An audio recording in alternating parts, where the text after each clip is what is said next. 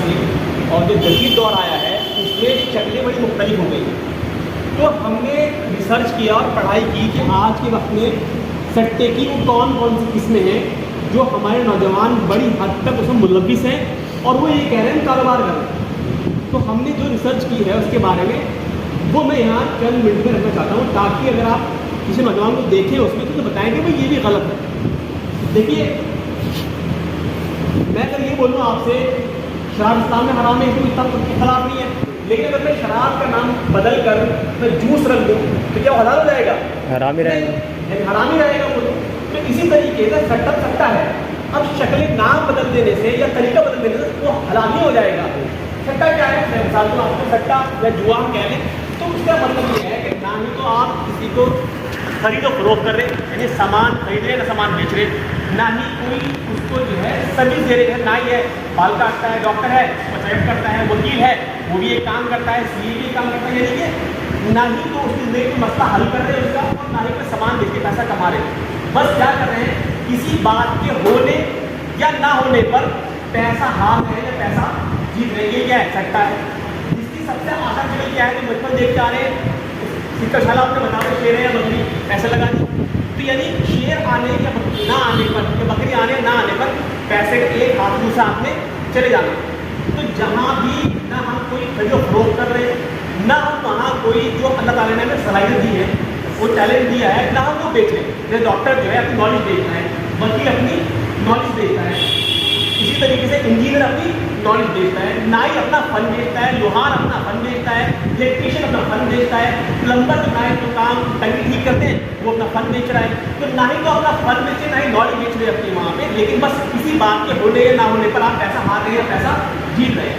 अब इसका एग्जाम्पल जो मैं आपको चल के आ रहा है, सबसे ज़्यादा आज के वक्त में माई 11, ड्रीम 11, माई प्लेइंग 11, ये 3-4 तरह की एप्लीकेशन है जिसमें क्रिकेट के नाम पे हम बनाते हैं अपनी टीम, उसे पैसा लगा के फिर वो हारते हैं या जीतते हैं। इसी तरीके से एक और गेम बहुत आम है, उसका नाम है एविएटर। वो एक हवाई जहाज से उड़ता है, उसमें पैसा हारते हैं या जीतते हैं। इसी तरीके से 3 पत्ती, रमी, लूडो तो एक आम गेम है, लेकिन लूडो पर भी ऑनलाइन पैसा लगा के लोग हार रहे हैं या जीत रहे हैं। इसी तरीके से जो पबजी और इस तरह के बहुत सारे वीडियो गेम जो छोटे बच्चे खेलते हैं, वहाँ भी जुआ चल रहा है, यानी बच्चा 20 रुपये लगाता है, गेम खेलता है, कॉइन मिलते हैं और वो कॉइन भी बच्चे बेच देता है। ये इस तरह गेम चल रहा है।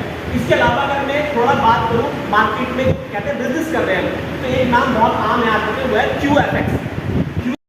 ये कंपनी क्या कहती है कि हम फॉरेक्स ट्रेडिंग का बिजनेस करते हैं और आप हमें पैसे दीजिए, हम आपका पैसा इस बिजनेस में लगाएंगे और प्रॉफिट कमा के आपको हम देंगे। अब ये फॉरेक्स ट्रेडिंग क्या होता है? फॉरेक्स ट्रेडिंग मतलब ये है कि मुख्तलिफ ममालिक की जो करेंसी है उन करेंसी की खरीद फरोख्त। आप जानते हैं अलग अलग मुल्कों की जो करेंसी है, कोई सस्ती है, कोई महंगी है। जैसे कि अमेरिका की क्या है? डॉलर, हमें पता है डॉलर महंगा है, या अरब की क्या है? रियाल है, हमें पता है रियाल महंगा है। तो अब एक तो ये हमारी ज़रूरत है, हमें हज करने जाना है, हमने रुपया दिया, रियाल ले लिया, हमें चले गए, ये तो हो गई हमारी ज़रूरत। एक क्या है कि मार्केट बन गई, शेयर मार्केट में हिस्सा है, मार्केट बन गई, उस मार्केट के अंदर दुनिया भर की जो करेंसी है उसके रेट क्या हो रहे हैं? कभी ऊपर जा रहे, कभी नीचे आ रहे। तो जो रेट ऊपर और नीचे जा रहे हैं, उस रेट की बुनियाद पर उसको वही खरीदना, वही बेचना।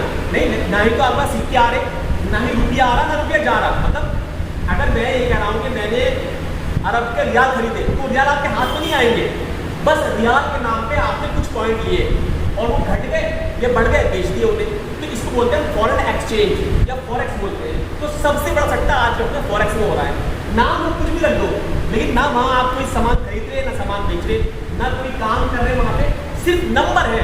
नंबर किसके नाम पर रखे हैं? मुल्क की करेंसी के नाम पर, उसके नाम पर सट्टा हो रहा है। एक और सट्टा शेयर के नाम पे हो रहा है, शेयर अभी खरीदा अभी बेच दिया, अभी खरीदा अभी बेच दिया, वो भी कुछ नहीं है, शेयर के प्राइस है, एक नंबर है, वो भी बढ़ रहे हैं और घट रहे हैं। ये सबसे ज़्यादा आम शक्ल सट्टे की आज है। अब कंपनी क्या कर रही है? नया जो है नाम लेकर आ रही है, हमको लगता है कुछ काम करें, वो ये कहती है हम काम करके कमा के देंगे।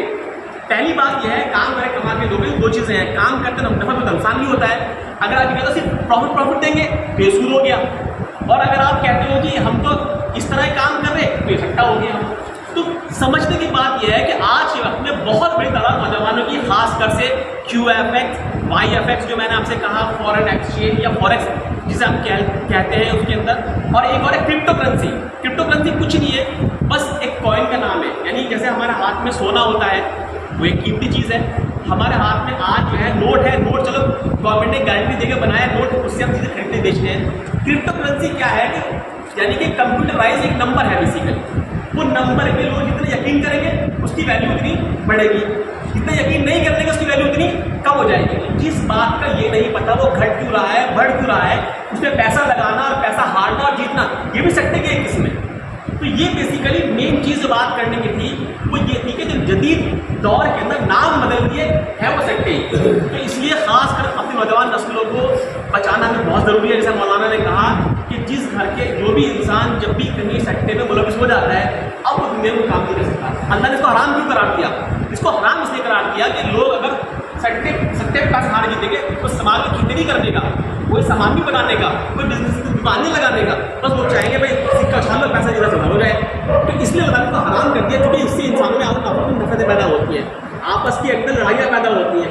एक आदमी मिनट भर में अमीर से गरीब हो जाता है, गरीब से अमीर हो जाता है। और इस तरह का जब कोई मुल्क होता है, उस मुल्क में अक्सर ये होता है कि जो सट्टा चलाने वाली कंपनी है अल्टीमेटली फायदा उन्हें होगा। वो बिल्कुल थोड़ा बैठी है जो आपको जीती देगी, वो तो मुर्गा बनाती है, तो मोंडी लगाती है।